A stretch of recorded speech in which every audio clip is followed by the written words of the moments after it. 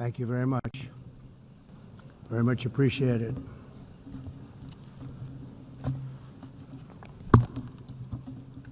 And I don't mind making this speech without a teleprompter, because the teleprompter is not working. I feel very happy to be up here with you nevertheless, and that way you speak more from the heart. I can only say that whoever's operating this teleprompter is in big trouble.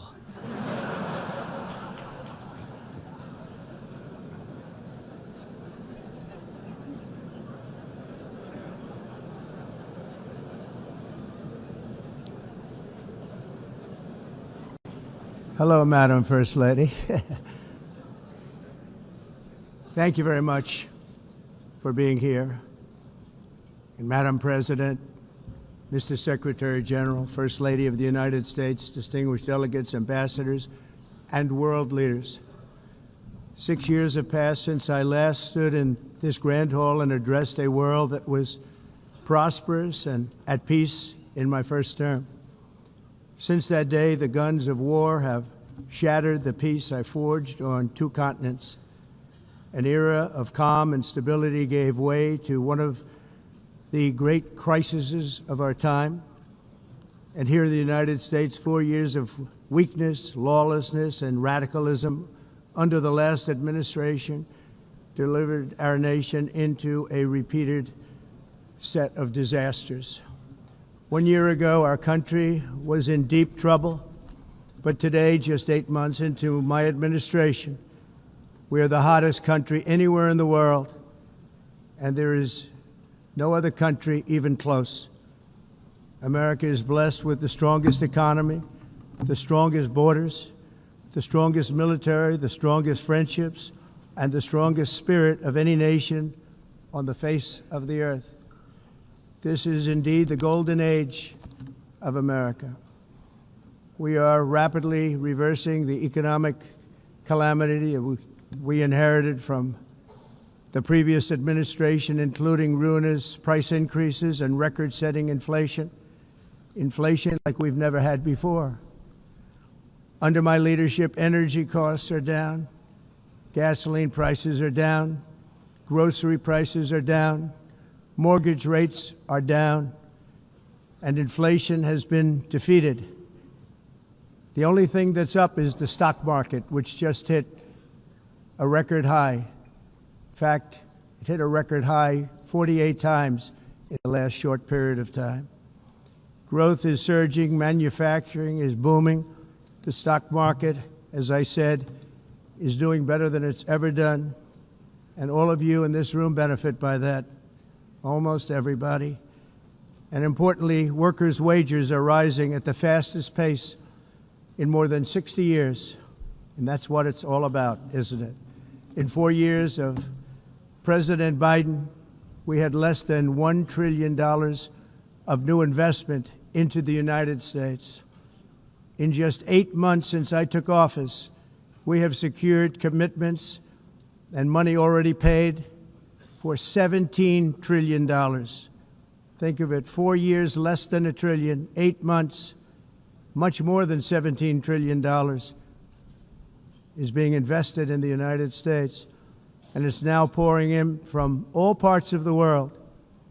We've implemented the largest tax cuts in American history and the largest regulation cuts in American history, making this once and again the best country on earth to do business.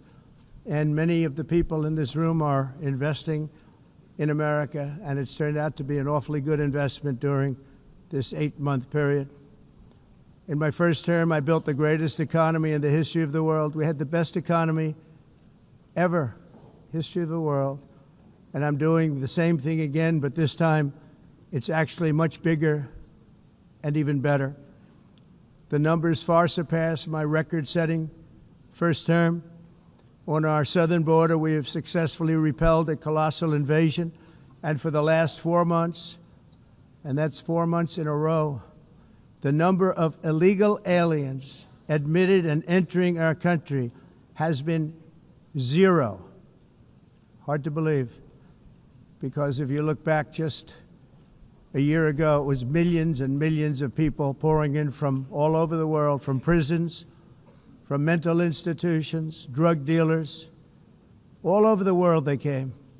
They just poured into our country with the ridiculous open border policy of the Biden administration. Our message is very simple. If you come illegally into the United States, you're going to jail, or you're going back to where you came from, or perhaps even further than that. You know what that means.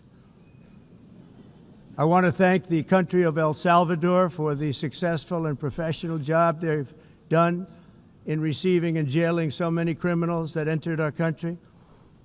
And it was under the previous administration that the number became record-setting, and they're all being taken out. You have no choice. And other countries have no choice because other countries are in the exact same situation with immigration. It's destroying your country, and you have to do something about it. On the world stage, America is respected again like it has never been respected before. You think about 2 years ago, 3 years ago, 4 years ago, or 1 year ago, we were a laughingstock all over the world. At the NATO summit in June, virtually all NATO members formally committed to increase defense spending at my request from 2% to 5% of GDP, making our alliance far stronger and more powerful than it was ever before. In May, I traveled to the Middle East to visit my friends and rebuild our partnerships in the Gulf and those valued relationships with Saudi Arabia, Qatar, and the UAE and other countries are now, I believe, closer than ever before. My administration has negotiated one historic trade deal after another, including with the United Kingdom, the European Union, Japan, South Korea, Vietnam, Indonesia, the Philippines, Malaysia, and many, many others. Likewise, in a period of just 7 months, I have ended 7 unendable wars. They said they were unendable. You're never going to get them solved. Some were going for 31 years, 2 of them, 31, think of it, 31 years. One was 36 years. One was 28 years. I ended 7 wars. And in all cases, they were raging with countless thousands of people being killed. This includes Cambodia and Thailand, Kosovo and Serbia, the Congo and Rwanda, a vicious, violent war that was, Pakistan and India, Israel and Iran, Egypt and Ethiopia, and Armenia and Azerbaijan. It included all of them. No president or prime minister, and for that matter, no other country has ever done anything close to that. And I did it in just 7 months. It's never happened before. There's never been anything like that. I'm very honored to have done it. It's too bad that I had to do these things instead of the United Nations doing them. And sadly, in all cases, the United Nations did not even try to help in any of them. I ended 7 wars, dealt with the leaders of each and every one of these countries, and never even received a phone call from the United Nations offering to help in finalizing the deal. All I got from the United Nations was an escalator that on the way up stopped right in the middle. If the First Lady wasn't in great shape, she would have fallen, but she's in great shape. We're both in good shape. We both stood. And then a teleprompter that didn't work. These are the 2 things I got from the United Nations, a bad escalator and a bad teleprompter. Thank you very much. And by the way, it's working now. It just went on. Thank you. I think I should just do it the other way. It's easier. Thank you very much. I didn't think of it at the time because I was too busy working to save millions of lives. That is the saving and stopping of these wars. But later I realized that the United Nations wasn't there for us. They weren't there. I thought of it really after the fact, not during these negotiations, which were not easy. That being the case, what is the purpose of the United Nations? The UN has such tremendous potential. I've always said it. It has such tremendous, tremendous potential, but it's not even coming close to living up to that potential. For the most part, at least for now, all they seem to do is write a really strongly worded letter and then never follow that letter up. It's empty words, and empty words don't solve war. The only thing that solves war and wars is action. Now, after ending all of these wars and also earlier negotiating the Abraham Accords, which is a very big thing for which our country received no credit, never receives credit. Everyone says that I should get the Nobel Peace Prize for each one of these achievements. But for me, the real prize will be the sons and daughters who live to grow up with the mothers and fathers, because millions of people are no longer being killed in endless and unglorious wars. What I care about is not winning prizes, it's saving lives. We saved millions and millions of lives with the 7 wars. And we have others that we're working on, and you know that. Many years ago, a very successful real estate developer in New York, known as Donald J. Trump, I bid on the renovation and rebuilding of this very United Nations complex. I remember it so well. I said at the time that I would do it for $500 million, rebuilding everything. It would be beautiful. I used to talk about, I'm going to give you marble floors. They're going to give you terrazzo. I'm going to give you the best of everything. You're going to have mahogany walls. They're going to give you plastic. But they decided to go in another direction, which was much more expensive at the time, and which actually produced a far inferior product. And I realized that they did not know what they were doing when it came to construction, and that their building concepts were so wrong, and the product that they were proposing to build was so bad and so costly. It was going to cost them a fortune. And I said, and wait till you see the overruns. Well, I turned out to be right. They had massive cost overruns and spent between $2 and $4 billion on the building and did not even get the marble floors that I promised them. You walk on terrazzo. Do you notice that? As far as I'm concerned, frankly, looking at the building and getting stuck on the escalator, they still haven't finished the job. They still haven't finished. That was years ago. The project was so corrupt that Congress actually asked me to testify before them on the tremendous waste of money, because it turned out that they had no idea what it was, but they knew it was anywhere between $2 and $4 billion as opposed to $500 million with a guarantee. But they had no idea, and I said it cost much more than $5 billion. Unfortunately, many things in the United Nations are happening just like that, but on an even much bigger scale, much, much bigger. Very sad to see. Whether the UN can manage to play a productive role, I've come here today to offer the hand of American leadership and friendship to any nation in this assembly that is willing to join us in forging a safer, more prosperous world. And it's a world that we'll be much happier with. A dramatically better future is within our reach.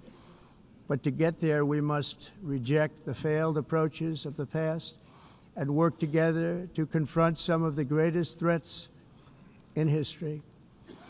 There is no more serious danger to our planet today than the most powerful and destructive weapons ever devised by man, of which the United States, as you know, has many. Just as I did in my first term, I've made containing these threats a top priority, starting with the nation of Iran. My position is very simple.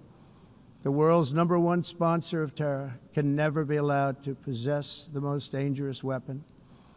That's why shortly after taking office, I sent the so-called Supreme Leader a letter making a generous offer. I extended a pledge of full cooperation in exchange for a suspension of Iran's nuclear program. The regime's answer was to continue their constant threats to their neighbors and U.S. interests throughout the region, and some great countries that are right nearby. Today, many of Iran's former military commanders, in fact, I can say almost all of them, are no longer with us. They're dead. And 3 months ago, in Operation Midnight Hammer, 7 American B-2 bombers dropped the 14 30,000-pound each bombs on Iran's key nuclear facilities, totally obliterating everything. No other country on earth could have done what we did. No other country has the equipment to do what we did. We have the greatest weapons on earth. We hate to use them. But we did something that for 22 years people wanted to do. With Iran's nuclear enrichment capacity demolished, I immediately brokered an end to the 12-day war, as it's called, between Israel and Iran, with both sides agreeing to fight no longer. As everyone knows, I have also been deeply engaged in seeking a ceasefire in Gaza. Have to get that done. Have to get it done. Unfortunately, Hamas has repeatedly rejected reasonable offers to make peace. We can't forget October 7th, can we? Now, as if to encourage continued conflict, some of this body is seeking to unilaterally recognize a Palestinian state. The rewards would be too great for Hamas terrorists for their atrocities. This would be a reward for these horrible atrocities, including October 7th, even while they refuse to release the hostages or accept a ceasefire. Instead of giving to Hamas and giving so much, because they've taken so much, they have taken so much. This could have been solved so long ago. But instead of giving in to Hamas's ransom demands, those who want peace should be united with one message: release the hostages now. Just release the hostages now. Thank you.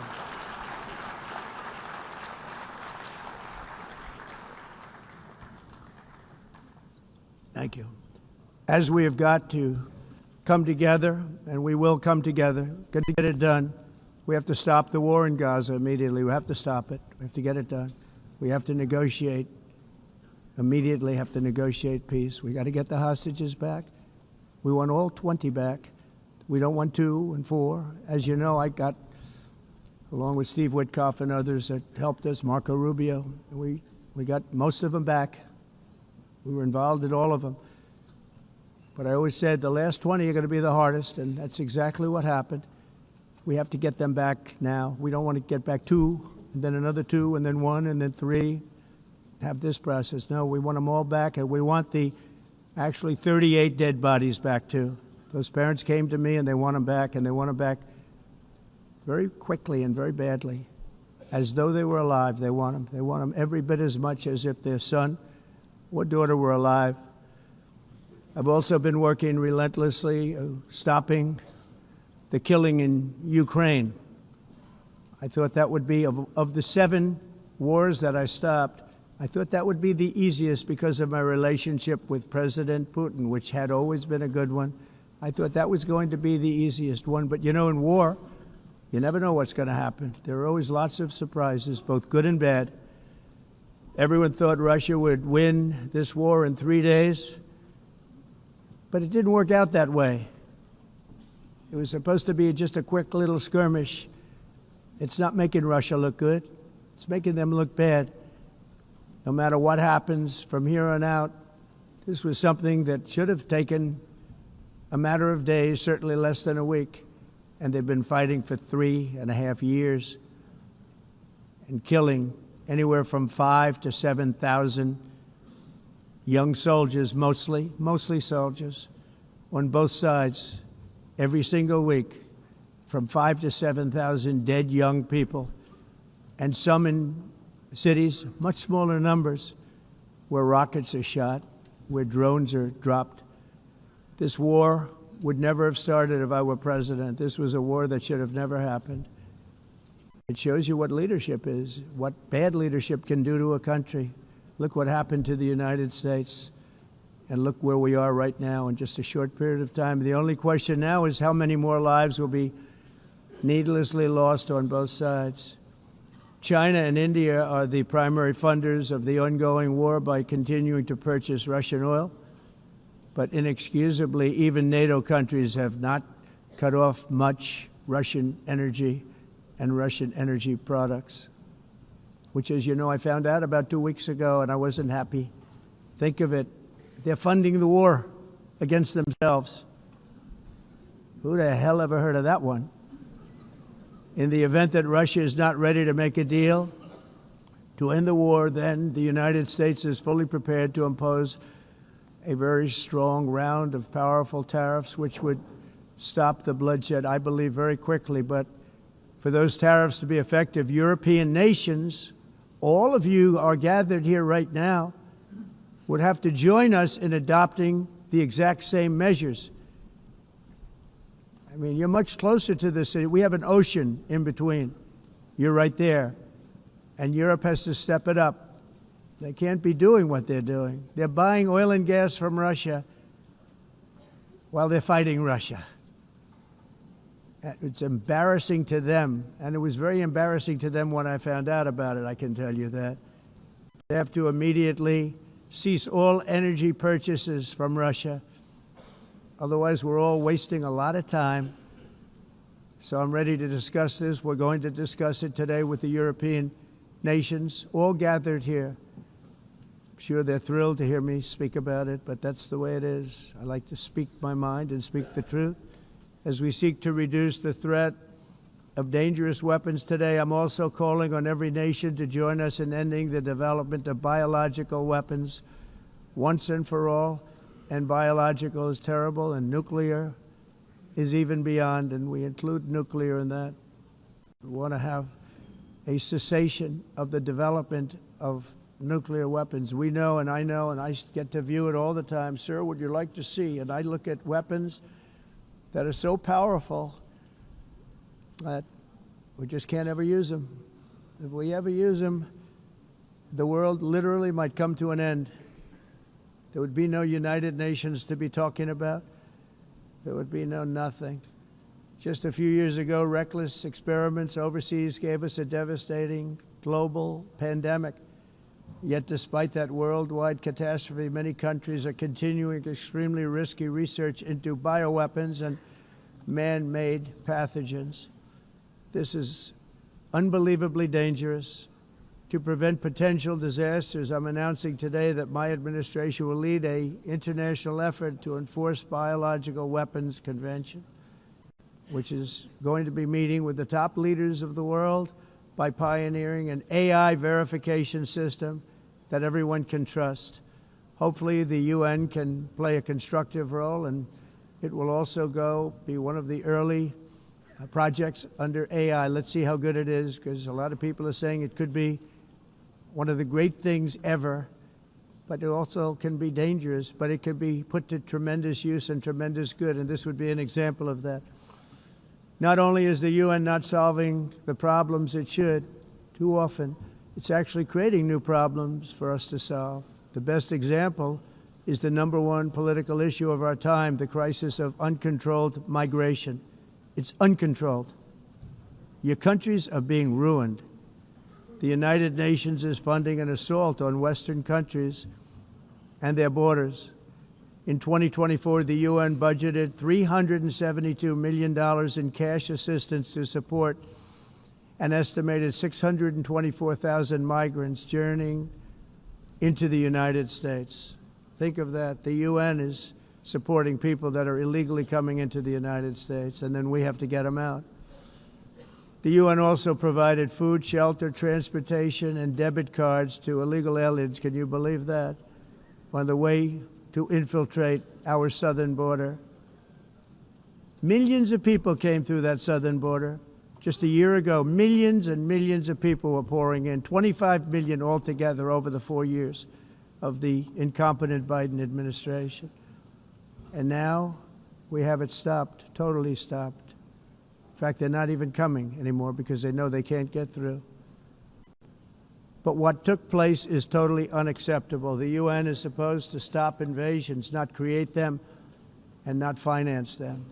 In the United States, we reject the idea that mass numbers of people from foreign lands can be permitted to travel halfway around the world, trample our borders, violate our sovereignty, cause unmitigated crime, and deplete our social safety net. We have reasserted that America belongs to the American people, and I encourage all countries to take their own stand in defense of their citizens as well. You have to do that because I see it. I'm not mentioning names. I see it, and I can call every single one of them out. You're destroying your countries. They're being destroyed. Europe is in serious trouble. They've been invaded by a force of illegal aliens like nobody's ever seen before. Illegal aliens are pouring into Europe. Nobody is ever, and nobody's doing anything to change it, to get them out. It's not sustainable. And because they choose to be politically correct, they're doing just absolutely nothing about it.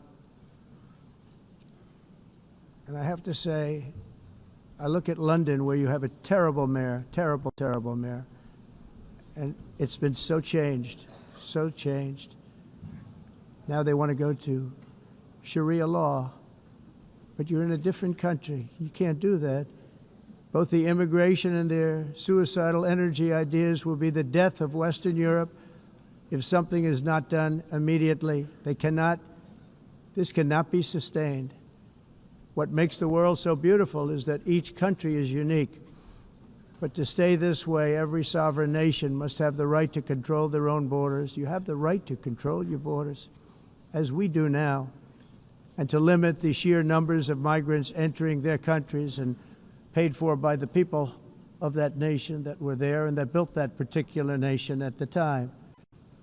They put their blood, sweat, tears, money into that country, and now they're being ruined. Proud nations must be allowed to protect their communities and prevent their societies from being overwhelmed by people they have never seen before, with different customs, religions, with different everything.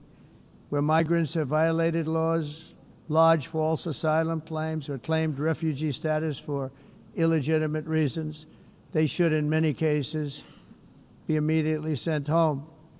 And while we will always have a big heart for places and people that are struggling and truly compassionate, answers will be given. We have to solve the problem, and we have to solve it in their countries, not create new problems in our countries. And we are very helpful to a lot of countries that are just not able to send their people anymore.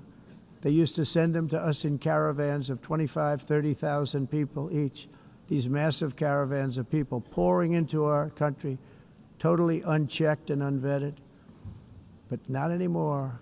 According to the Council of Europe, in 2024, almost 50% of inmates in German prisons were foreign nationals or migrants. In Austria, the number was 53% of the people in prisons were from places that weren't from where they are now. In Greece, the number was 54%, and in Switzerland, beautiful Switzerland, 72% of the people in prisons are from outside of Switzerland. When your prisons are filled with so-called asylum seekers who repaid kindness, and that's what they did, they repaid kindness with crime, it's time to end the failed experiment of open borders. You have to end it now. See, I can tell you, I'm really good at this stuff. Your countries are going to hell. In America, we've taken bold action to swiftly shut down uncontrolled migration. Once we started detaining and deporting everyone who crossed the border and removing illegal aliens from the United States, they simply stopped coming. They're not coming anymore. We're getting a lot of credit, but they're not coming anymore. This was a humanitarian act for all involved, because on the trips up, thousands of people a week were dying. Women were being raped. Nobody's ever seen anything like it. Raped, horribly beaten, raped. On the trip up, the journey up, it was a long walk. It was a long, arduous journey, indeed. And it was also a historic victory against human trafficking throughout the region. What we did was a victory, and we saved so many lives of people that wouldn't make the journey. That journey was loaded up with death. loaded up with death. Dead bodies all along the roads of jungles. To get up, they go through jungles, they go through areas so hot you couldn't breathe. They were dying of suffocation, areas so hot that you couldn't breathe. Dead bodies all over. By them not coming, we're saving tremendous numbers of lives. My people have done a fantastic job in doing what they did, and the American public agrees with it. I mean, I was very proud to see this morning I have the highest poll numbers I've ever had. Part of it is because of what we've done on the border. I guess the other part is what we've done on the economy. Joe Biden's policies empowered murderous gangs, human smugglers, child traffickers, drug cartels, and prisoners from all over the world. The previous administration also lost nearly 300,000 children. Think of that. They lost more than 300,000 children, little children, who were trafficked into the United States on the Biden watch, many of whom have been raped, exploited, and abused, and sold. Sold. Nobody talks about that. The fake news doesn't write about it. With many others, young children who are missing or dead. And we found a lot of these children, and we're sending them back, and we've been sending them back to their parents. They said, nobody knows who they are. They said, where do you come from? And they'll give us a country, and we'll find out, and we'll figure it out, and we'll bring them back to their homes. And the mother and father rush to the door, and their tears in their eyes. They can't believe that they're seeing their son or daughter, their little son or daughter again. We've done almost 30,000 of them so far. Any system that results in the mass trafficking of children is inherently evil. Yet that is exactly what the globalist migration agenda has done, and it's what it's all about. In America, those days, as you know, are over. The Trump administration is working, and we are continuing to work to track down the villains that are causing this problem, and also, as I said, to get back the 30,000 we've already returned. Now I think we're going to have another. We're going to find a lot. You're not going to find all of them. 300, more than 300,000. They're lost or they're dead. They're lost or they're dead because of the animals that did this. To protect our citizens, I've also designated multiple savage drug cartels as far as and you see this, and you see it happening right before your eyes. Let's put it this way. People don't like taking big loads of drugs in boats anymore. There aren't too many boats that are traveling on the seas by Venezuela. They tend not to want to travel very quickly anymore. And we've virtually stopped drugs coming into our country by sea. We call them the water drugs. They kill hundreds of thousands of people. I've also designated multiple savage drug cartels as far as foreign terrorist organizations, along with two bloodthirsty transnational gangs, probably the worst gangs anywhere in the world, MS-13 and Tren de Aragua. Tren de Aragua is from Venezuela, by the way. Such organizations torture, maim, mutilate, and murder with impunity. They're the enemies of all humanity. And for this reason, we've recently begun using the supreme power of the United States military to destroy Venezuelan terrorists and trafficking networks led by Nicolas Maduro. To every terrorist thug smuggling poisonous drugs into the United States of America, please be warned that we will blow you out of existence. That's what we're doing. We have no choice. Can't let it happen. They're destroying. I believe we lost 300,000 people last year to drugs, 300,000. Fentanyl and other drugs. Each boat that we sink carries drugs that would kill more than 25,000 Americans. We will not let that happen. Energy is another area where the United States is now thriving like never before. We're getting rid of the falsely named renewables. By the way, they're a joke. They don't work. They're too expensive. They're not strong enough to fire up the plants that you need to make your country great. The wind doesn't blow. Those big windmills are so pathetic and so bad, so expensive to operate. Then they have to be rebuilt all the time, and they start to rust and rot most expensive energy ever conceived, and it's actually energy. You're supposed to make money with energy, not lose money. You lose money, the governments have to subsidize. You can't put them out without massive subsidies. And most of them are built in China, and I give China a lot of credit. They build them, but they have very few wind farms. So why is it that they build them and they send them all over the world, but they barely use them? You know what they use? Coal. They use gas. They use almost anything, but they don't like wind. But they sure as hell like selling the windmills. Europe, on the other hand, has a long way to go, with many countries being on the brink of destruction because of the green energy agenda. And I give a lot of credit to Germany. Germany was being led down a very sick path, both on immigration, by the way, and on energy. They were going green, and they were going bankrupt. And the new leadership came in, and they went back to where they were, with fossil fuel and with nuclear, which is good. It's now safe, and you can do it properly. But they went back to where they were, and they opened up a lot of different plants, energy-producing plants, and they're doing well. I give Germany a lot of credit for that.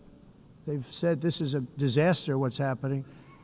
They were going all green. All green is all bankrupt. That's what it represents. And it's not politically correct. I'll be very badly criticized for saying it, but I'm here to tell the truth. I don't care. It doesn't matter to me. I'm in New York City. I'm feeling a lot safer. Crime, we're getting crime down. And by the way, speaking of crime, Washington, D.C. Washington, D.C. was the crime capital of America. Now it's a totally, after 12 days, it's a totally safe city. Everyone's going out to dinner. They're going out to restaurants. Your wife can walk down the middle of the street with or without you. Nothing's going to happen.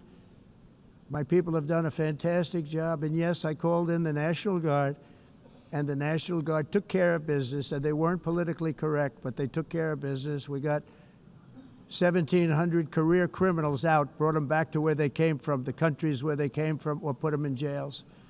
Washington, D.C. is now a totally safe city again, and I welcome you to come. In fact, we'll have dinner together at a local restaurant, and we'll be able to walk. We don't have to go by an armor-plated vehicle. We'll walk right over there from the White House. They've given up their powerful edge, a lot of the countries that we're talking about, in oil and gas, such as essentially closing the great North Sea oil. Oh, the North Sea, I know it so well. Aberdeen was the oil capital of Europe, and there's tremendous oil that hasn't been found in the North Sea, tremendous oil. And I was with the Prime Minister I respect and like a lot, and I said, you're sitting with the greatest asset. They essentially closed it by making it so highly taxed that no developer, no oil company can go there. They have tremendous oil left, and more importantly, they have tremendous oil that hasn't even been found yet. And what a tremendous asset for the United Kingdom. And I hope the Prime Minister is listening, because I told it to him 3 days in a row. That's all he heard. North Sea oil, North Sea, because I want to see them do well. I want to stop seeing them ruining that beautiful Scottish and English countryside with windmills and massive solar panels that go 7 miles by 7 miles, taking away farmland. But we're not letting this happen in America. In 1982, the executive director of the United Nations Environmental Program predicted that by the year 2000, climate change would cause a global catastrophe. He said that it will be irreversible, as any nuclear holocaust would be. This is what they said at the United Nations. What happened? Here we are. Another UN official stated in 1989 that within a decade, entire nations could be wiped off the map by global warming. Not happening.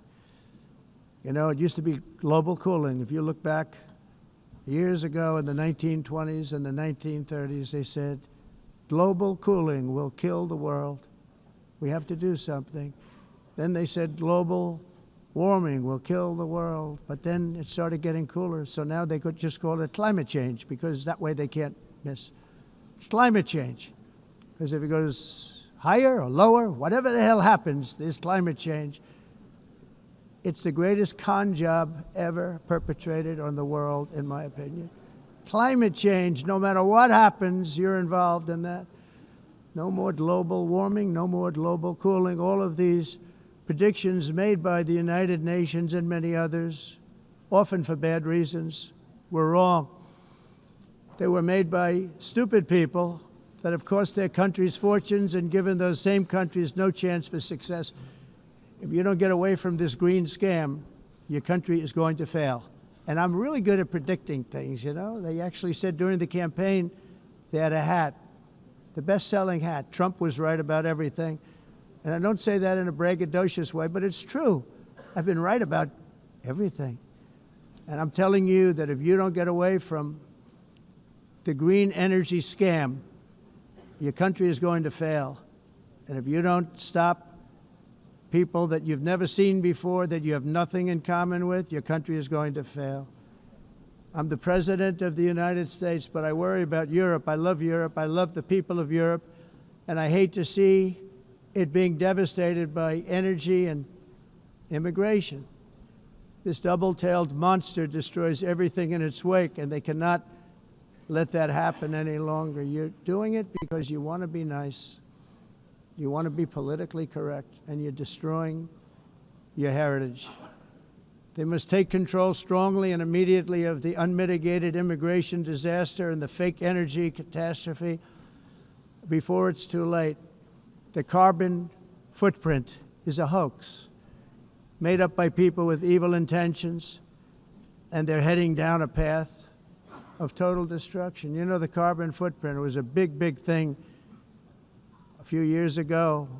I remember hearing about the carbon footprint, and then President Obama would get into Air Force One, a massive Boeing 747, and not a new one, an old one with old engines that spew everything into the atmosphere. He'd talk about the carbon footprint, we must do so. Then he'd get in and he'd fly from Washington to Hawaii to play a round of golf. And then he'd get back onto that big, beautiful plane and he'd fly back and he'd talk about, again, global warming and the carbon footprint. It's a con job. At extreme cost and expense, Europe reduced its own carbon footprint by 37%. Think of that. Congratulations, Europe. Great job. You cost yourself a lot of jobs, a lot of factories closed, but you reduced the carbon footprint by 37%. However, for all of that sacrifice and much more, it's been totally wiped out and then some by a global increase of 54%.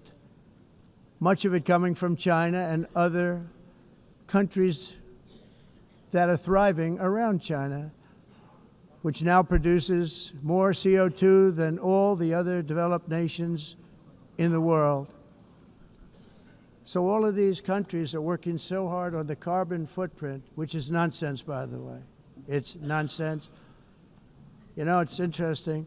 In the United States, we have still radicalized environmentalists, and they want the factories to stop. Everything should stop. No more cows. We don't want cows anymore. I guess they want to kill all the cows. They want to do things that are just unbelievable, and you have it too. But you know, we have a border, strong, and we have a shape, and that shape doesn't just go straight up. That shape is amorphous when it comes to the atmosphere. And if we had the most clean air, and I think we do, we have very clean air. We have the cleanest air we've had in many, many years.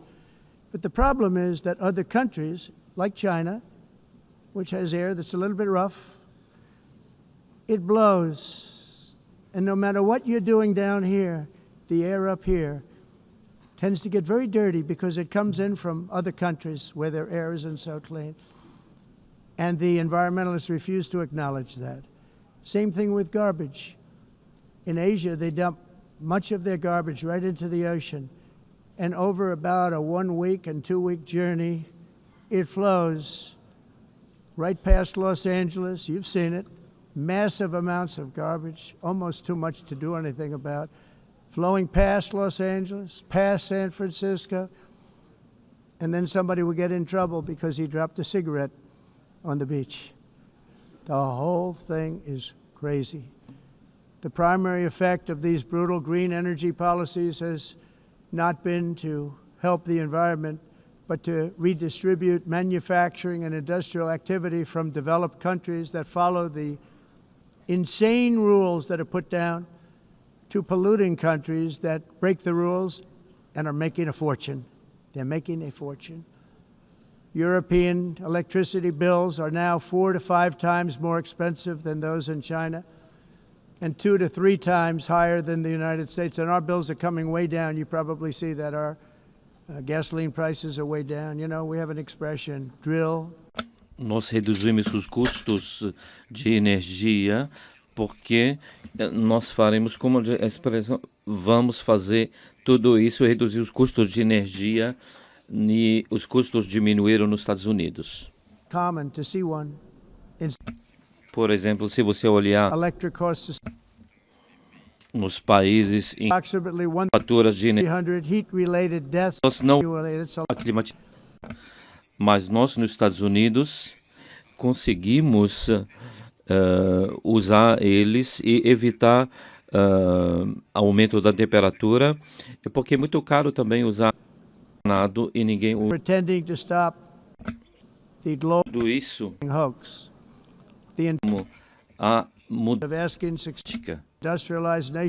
esse agenda mundialista não tem nenhum sentido. País and it must be immediate. That's why in America I withdrew from the fake Paris Climate Accord, where, by the way, America was paying so much more than every country. Others weren't paying. China didn't have to pay until 2030. Russia was given an old standard that was easy to meet, a 1990 standard. But for the United States, we're supposed to pay like $1 trillion. And I said, this is another scam. The fact is, the United States has been taken advantage of by the world for many, many years, but not any longer, as you probably noticed. I unleashed massive energy production and signed historic executive orders to hunt for oil, but we don't have to do much hunting because we have the most oil of any nation anywhere, oil and gas in the world. And if you add coal, we have the most of any nation in the world. Clean, I call it clean, beautiful coal. You can do things today with coal that you couldn't have done 10 years ago, 15 years. So I have a little standing order in the White House. Never use the word coal, only use the words clean, beautiful coal. Sounds much better, doesn't it? But we stand ready to provide any country with abundant, affordable energy supplies if you need them, when most of you do. We're proudly exporting energy all over the world. We're now the largest exporter. In the United States, we want trade and robust commerce with all nations, everybody.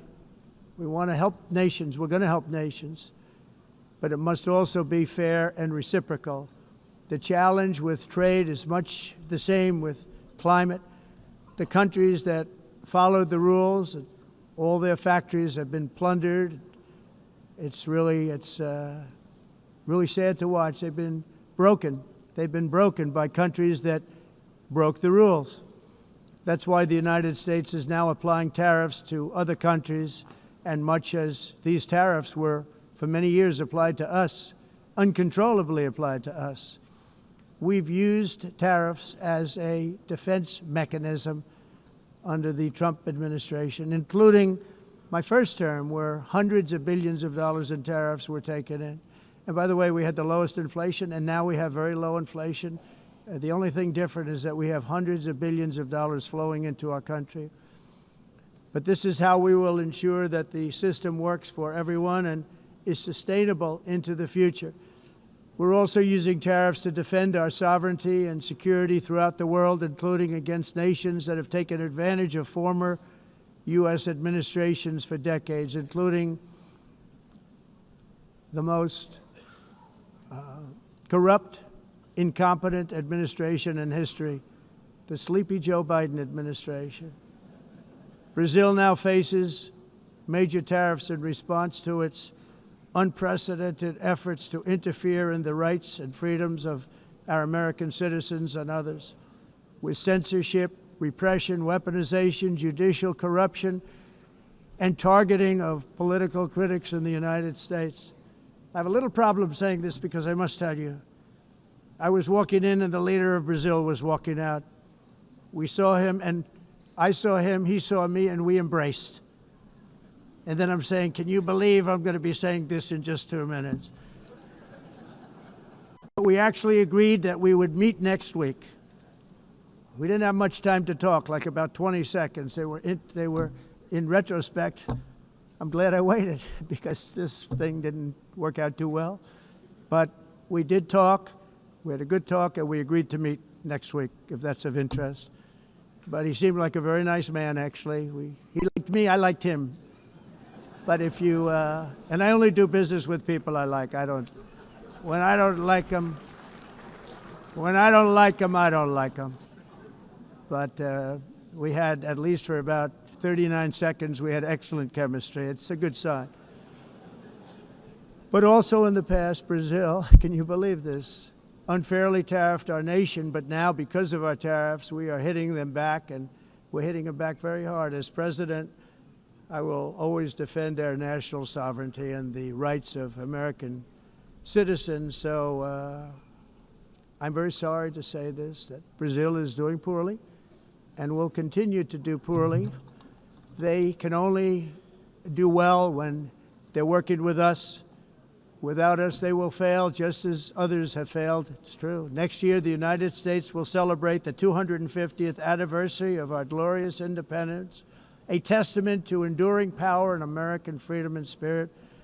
We will also be proudly hosting the 2026 FIFA World Cup, and shortly thereafter, the 2028 Olympics, which is going to be very exciting. I hope you all come. I hope that countless people from all over the globe will take part of these will be great celebrations of liberty and human achievement, and that together we all can rejoice in the miracles of history that began in July 4th, 1776, when we founded the light to all nations. And it's something really that an amazing thing came out of that date. It's called the United States of America. In honor of this momentous anniversary, I hope that all countries who find inspiration in our example will join us in renewing our commitment, values, and those values, really, that we hold so dear together. Let us defend free speech and free expression. Let us protect religious liberty, including for the most persecuted religion on the planet today. It's called Christianity. And let us safeguard our sovereignty and cherish qualities that have made each of our nations so special, incredible, and extraordinary. In closing, I just want to repeat that immigration and the high cost of so-called green renewable energy is destroying a large part of the free world and a large part of our planet. Countries that cherish freedom are fading fast because of their policies on these two subjects. You need strong borders and traditional energy sources if you are going to be great again.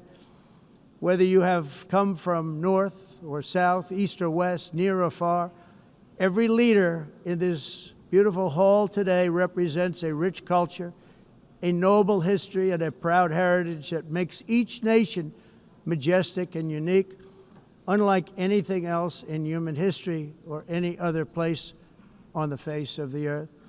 From London to Lima, from Rome to Athens, from Paris to Seoul, from Cairo to Tokyo and Amsterdam to right here in New York City, we stand on the shoulders of the leaders and legends, generals and giants, heroes and titans who won and built our beloved nations, all of our nations, with their own courage, strength, spirit, and skill. Our ancestors climbed mountains, conquered oceans, crossed deserts, and trekked over wide open plains. They charged into thunderous battles, plunged into grave dangers, and they were soldiers and farmers and workers and warriors and explorers and patriots. They built towns into cities, tribes into kingdoms, ideas into industries, and small islands into mighty empires. You're a part of all of that. They were champions for their people who never gave up and who never, ever gave in. Their values defined our national identities. Their visions forged our magnificent destiny. Everybody in this room is a part of it in your own way. Each of us inherits the deeds and the myths the triumphs, the legacies of our own heroes and founders who so bravely showed us the way. Our ancestors gave everything for homelands that they defended with pride, with sweat, with blood, with life, and with death. Now the righteous task of protecting the nations that they built belongs to each and every one of us. So together let us uphold our sacred duty to our people and to our citizens. Let us protect their borders, ensure their safety, preserve their cultures, treasure, and traditions, and fight, fight, fight for their precious dreams and their cherished freedoms. And in friendship and really a beautiful vision, let us all work together to build a bright, beautiful planet, a planet that we all share, a planet of peace and a world that is richer, better, and more beautiful than ever before. That can happen. It will happen. It will happen, and I hope it can happen and start right now, right at this moment. We'll turn it around. We're going to make our countries better, safer, more beautiful. We're going to take care of our people. Thank you very much. It's been an honor. God bless the nations of the world. Thank you very much. Bye.